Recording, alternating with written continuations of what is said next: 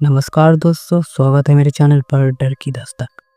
आज जो मैं स्टोरी बताने जा रहा हूँ वो स्टोरी एक गांव की कहानी है जो आज मैं अपनी तरीके से आपको बताऊंगा।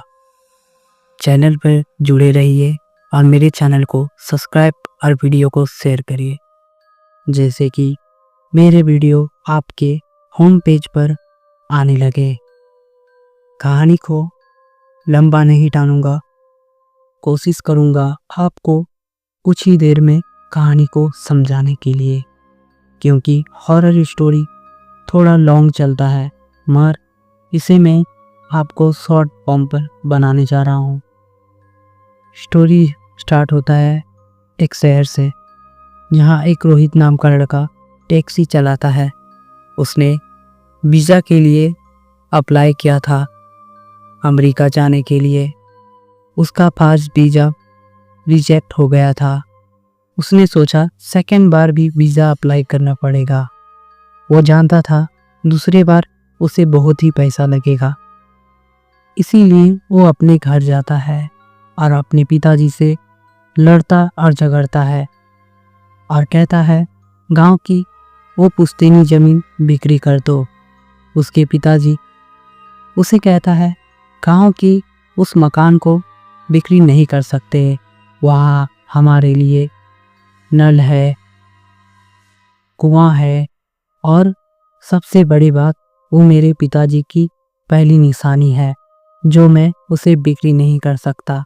रोहित अपने पिताजी से लड़ झगड़ कर कहता है वो खंडर क्यों आप बिक्री नहीं करना चाह रहे हो, वो खंडर को बिक्री करके मुझे अमेरिका भेज दो।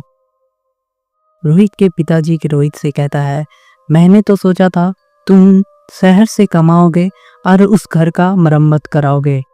तभी रोहित अपने पिताजी को कहता है सटिया भी हो क्या, मैं अपने पैसे उस खंडर घर पर क्यों खर्चा करूं। रोहित अपने पिताजी को ये सब कहकर गांव के दूर एक ठेले पर जाकर शराब पी रहा था और सोच रहा था वो जमीन को कितने लाख में बिक्री करूं और किसे बिक्री करूं। तभी रोहित के सामने एक परछाई आता है। रोहित अपने आगे की ओर देखता है तो कोई भी नहीं था। तभी जब ठेला बंद हो गया, रोहित अपने घर जा रहा था एक सुनसान रास्ते से।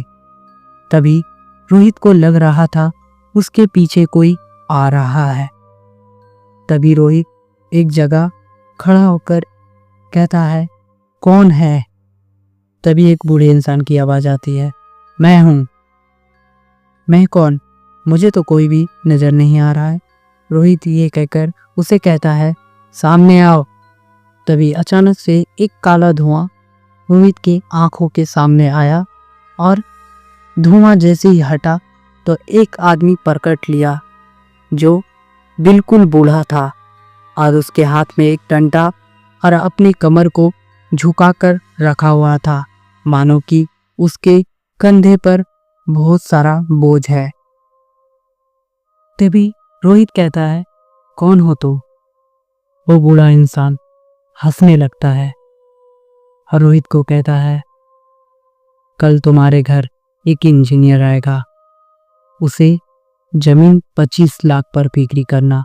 वो कल तुम्हें 10 लाख एडवांस देकर जाएगा। ये कहकर वो बूढ़े इंसान वहाँ से गायब हो जाता है। रोहित ये देखकर डर जाता है और कहता है कौन था ये बाबा, और ऐसे ही गायब हो गया, यहाँ से मुझे जल्दी निकलना होगा। ये कर कर रोहित अपने घर चला जाता है और उसने सोचा ये शराब का असर है और वो सो जाता है। कल सुबह उसके घर एक इंजीनियर आता है, एक बैग लेकर, काले सूट पहनकर। उसे कहता है कि आपके ज़मीन खरीदने को मुझे इंटरेस्ट है और एडवांस भी लाया हूँ और बाकी के पैसे ज़मीन रजिस्ट्री होने के बाद वाइट मनी आपको दिया जाएगा। वो कहकर वहाँ से चला जाता है। रोहित दौड़ते हुए उसी जगह पर जाता है जहाँ कल रात को उसे बाबा मिलता है। बहुत देर खोजने के बाद रोहित उसी ठेले वाले के पास जाकर शराब पीता है। इतने पैसे की खुशी देखकर रोहित बहुत शराब पीता है और वहां से उसी रास्ते से जाता है जहां कल उसे बाबा मिले थे। रोहित सुनसान रास्ते पे चल रहा था और जैसे ही पीछे मुड़कर देखा तो वो बाबा फिर से खड़ा था। रोहित डर के मारे कहता है, तुम फिर से? तभी बाबा हंसकर कहता है, हा हा हा हा हा, कल तुम्हें अमेरिका के लिए वीजा मिल जाएगा और तुम्हें 10 बजे कॉल आएगा। ये कहकर बाबा वहां से गायब हो जाता है और रोहित अपने घर जाकर सो जाता है। कल ठीक 10 बजे सुबह कॉल आया था रोहित के वीजा के लिए, वो भी उसे मिल गया। तभी रोहित सोच में पड़ जाता है। रोहित के साथ इतना कुछ अच्छा होने के बाद रोहित खुशी था और मन में एक बात को सोच रहा था कि उस साधु को मेरे आगे जो होने वाला है इतना कुछ पता कैसे चल जा रहा है। तभी रोहित उसी रास्ते पर रात को गया जहां बाबा मिलता है और बाबा ठीक उसे वहीं मिला। रोहित बाबा से कहता है, बाबा आपके पास ऐसा कौन सा विद्या है जो मेरे आगे होने वाला चीज आपको पता चल जा रहा है। बाबा उसे हंसकर कहता है, ये अघोड़ शिक्षा है, मगर तुम्हें ये सबसे क्या लेना देना है। बाबा रोहित से कहता है, तुम्हारा काम तो हो गया ना, तुम जाओ अमेरिका।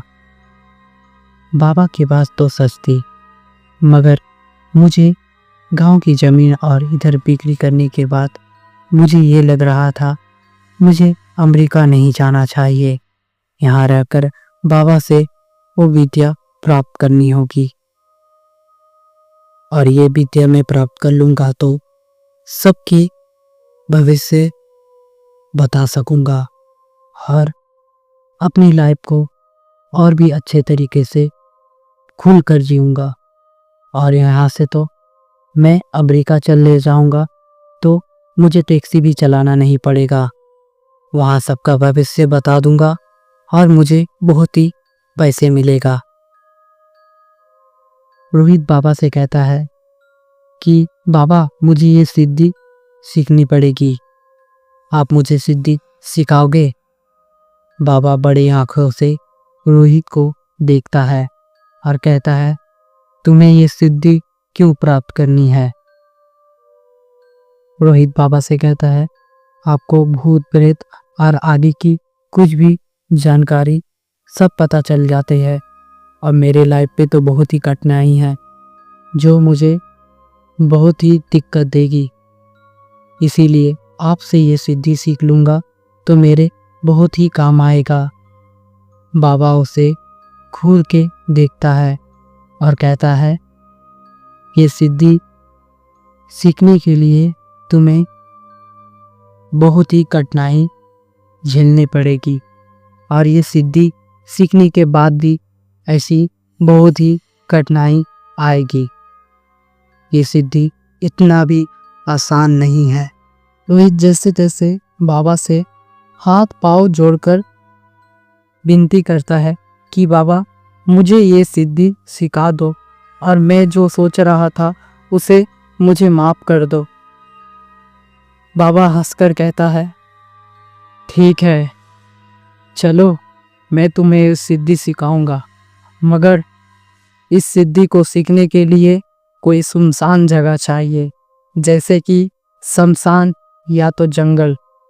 और एक बात, तुम पानी पीने के अलावा ना मुंह पर ना पैर हाथ धोगे और सुनसान जगह पर मुझसे कल रात को मिलो। और ध्यान रहे वो जगह बिल्कुल खुफिया होना चाहिए। रोहित ये सोच रहा था कि बाबा को ऐसा कौन सा जगह लेकर जाऊं जो कोई भी वहां आना जाना नहीं कर सके। शमशान में आए दिन चिता जलती ही रहती है और लोगों का आना जाना रहता ही है। रोहित के दिमाग में एक आइडिया आया। वो जमीन मेरा है जिसे मैं बिक्री करने वाला हूँ। वहाँ सिद्धि सीखने के लिए सबसे बढ़िया होगा वो खेत में जाकर मैं कुछ भी करूं, कोई भी बोलने वाला नहीं है क्योंकि वो जमीन मेरा है। तभी रोहित बाबा को अपने वो जमीन के पास लेकर जाता है जहाँ पर एक कुआं भी था। बाबा उससे कहता है, तुम अपने साथ कल अमावस्या के रात पर बहुत सारा चावल लेकर आना और पानी को गलती से भी मत छूना। बाबा ये कहकर वहाँ से चला जाता है और मैं भी अपने घर जाता हूँ। घर पर मेरे पापा मुझसे कहता है हाथ पैर धो लो। मैं अपने पापा को बोलता हूँ नहीं, मुझे ये सब अभी नहीं करना, अभी आप यहाँ से जाओ। जैसे ही कल सुबह हुआ मैं इंतज़ार कर रहा था रात होने की। रात होते ही मैं अपनी ज़मीन पर गया। बाबा वहाँ बैठकर कुछ मंत्र पढ़ रहा था और वहाँ आग भी जल रही थी और बहुत सारा सामान पड़ा हुआ था जैसे कि हड्डी और इंसान की खोपड़ी। उस इंसान की खोपड़ी पर बाबा एक बोतल से खून दे रहा था। मुझे तो समझ नहीं आ रहा था वो खून इंसान का है या कोई जानवर का। मैं ये सब देखकर डर गया और मन ही मन यहाँ से मैं जाने की सोच रहा था। तभी बाबा मुझसे कहता है, यहाँ से तुम जाने की सोच रहे हो? इतना कुछ करने के मैं वहाँ चुपचाप बाबा के सामने बैठ गया और मन ही मन सोच रहा था मुझे अमेरिका जाने के लिए जमीन को बिक्री करना पड़ा। वो तो बिक्री हो भी गया, मेरे पास पैसा भी आ गया, तो मैं ये सब क्यों कर रहा हूँ? मैं यहाँ से चला जाता हूँ। बाबा उसे फिर कहता है, क्या तुम यहाँ से जाने के लिए सोच रहे हो? मगर बाबा मेरे बात सब पहले ही समझ जा रहे थे। बाबा मुझसे कहता है, तुम ये सिद्धि मन से नहीं पाओगे तो तुम्हारा जिंदगी नर्क हो जाएगा, तुम जीते ही जी मर जाओगे। ये सुनकर मैं डर गया और मेरे मन में कुछ अजीब अजीब ख्याल आने लगे। मैं हिम्मत करके बाबा को कहता हूँ, ठीक है बाबा, सिद्धि को स्टार्ट करते हैं। तब बाबा मन ही मन कोई मंत्र पढ़ने लगा और मेरे ऊपर कुमकुम और खून के छींटे और ना जाने क्या क्या मेरे शरीर पर छींटने लगे। तभी मैं देखता हूँ बाबा के हाथों में जो खोपड़ी थे उसके अंदर के खून फूटने लगे और वो काला धुआं का राख बाबा जो बच्चे को लाकर सामने रखा हुआ था, वो धुआं उस बच्चे के मुंह पर जाने लगा और वो बच्चा का हाथ पैर हिलने लगा। ये देखकर मैं और भी घबरा गया और मुझे डर लग रहा था। बाबा अपने आँख से सिर्फ मुझे ही घूर रहा था और ये देखकर मेरे मन में एक ही सवाल पूछ रहा था कि मैं यहाँ से चला जाऊँ या यहाँ रुकूँ। मैं हिम्मत करके बस अपने आप को तसल्ली दे रहा था, अब सिद्धि में प्राप्त करने वाला हूँ, यहाँ से मेरा जाना अच्छा न होगा। तभी बाबा मुझसे कहता है, जो चावल मैं तुम्हें लाने के लिए कहा वो लाया हो? मैं बाबा को चावल दे देता हूँ और बाबा वो सब चावल उसी बच्चे को ढक देता है पूरा। और एक मांस का टुकड़ा और खून देकर उसे मिलाकर मुझे खाने को कहता है। मुझे ये खाने से मुझे बहुत ही घिन आ रही थी। मैं हिम्मत करके उस मांस के टुकड़े को आधा खाकर देखा तो मुझे चक्कर जैसा लग रहा था। मुझसे बाबा कहता है कि ये जो मैं चावल को हिस्से में बांटा हूँ, इसे रोज तुम सुबह उठकर खाओगे 8 दिन। ना तुम पानी को छुओगे, ना कुछ भी अन्न को खाओगे। तुम्हें इसे ही खाना है और रोज कुआं पर इस चावल के दूसरे भाग को देना पड़ेगा। जिस दिन मछलियाँ इस चावल को खाने से इनकार कर दे, तब तुम समझना कि सिद्धि तुम्हें प्राप्त हो गया है। बाबा मुझे लास्ट एक ही बात कहकर गया कि ये सिद्धि प्राप्त तुम्हें 8 दिन बाद हो जाएगा और तुम मुझसे कभी भी नहीं मिल सकोगे। ये लास्ट मैं तुमसे मिला हूँ। ये सुनकर मैं वहीं बेहोश हो जाता हूँ। इसके दूसरे पार्ट को देखने के लिए प्लीज़ मेरे चैनल को सब्सक्राइब करें